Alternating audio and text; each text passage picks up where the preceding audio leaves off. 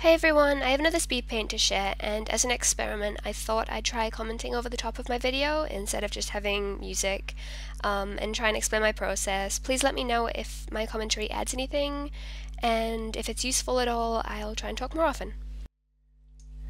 So as you can see, I start out with dark brown line art set to multiply and a paper texture on the very bottom layer. Any other texture is created with the brushes I use, mainly for colouring. The one I'm using right now is pretty much the main one.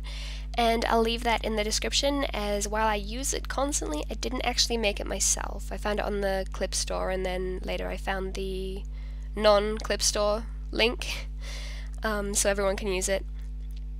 I work between two layers in the beginning, one set to have the boundary effect the clip offers, which can be seen on the right, and one without that, and both of those are set to multiply, so the underlying color shows through.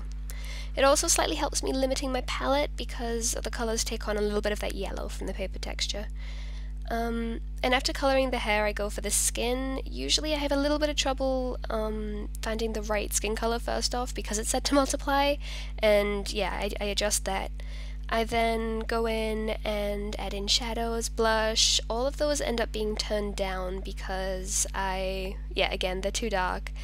And let's see, what do I do? I don't remember my own process.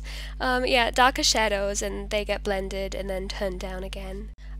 Skin is probably what I spend the most time on, just because it isn't, it looks stranger if it's as patterned as like the hair or the background or something like that. After the skin, I start working on the shadows of the hair, and I experimented a little bit this time. I used the border effect layer again, this time without a textured brush, and I really do actually like how it turned out.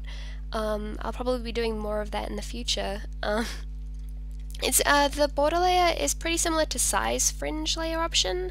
It's a bit more flexible though. It has a few extra settings, whereas I think size one only has on and off, and I think size possibly something else. I don't really remember. I haven't used size in a long time. But yeah, the one for clip works a lot better for me.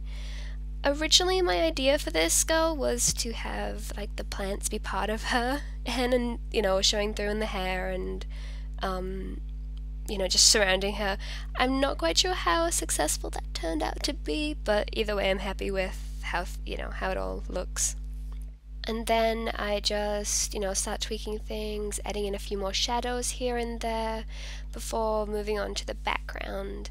And when it came to the background, I struggled a little bit with the color, putting it down, as you can see there. I took a few tries, and when putting it down, I was looking at the little thumbnail at the top right, just to make sure that it was textured while it looked even enough on a thumbnail. I didn't want to have any like really dark or really light spots. And now you can see me going around the main parts of the drawing, just adding a little bit more contrast with that, with erasing out the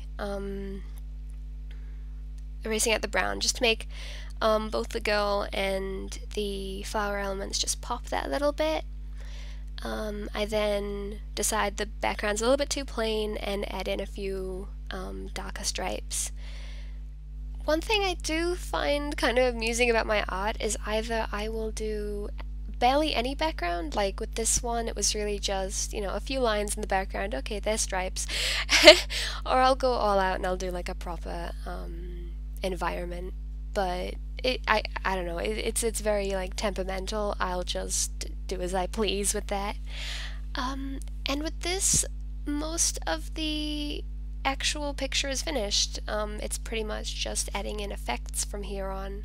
I brighten up the pinks in this picture because I wanted pink to be the color that stood out the most. And now I'm zooming in, working on the eyes a bit, just adding like more details. I wasn't quite sure what I wanted pattern-wise for the eyes. I ended up darkening them instead of keeping them light like on my first go.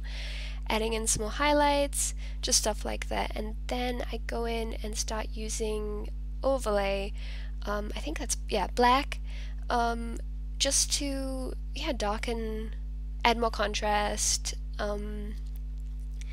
just give harder shadows than what I originally had down, And I think then I start adding in, yeah, the toned brush and highlights and stuff like that.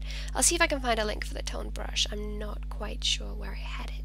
And here I'm adjusting my values just a little bit, adding in a soft light, gradient, and I think that's about the picture finished, other than details. Yeah, thank you for watching. I might do this more often. If you prefer the music though, let me know. Thank you.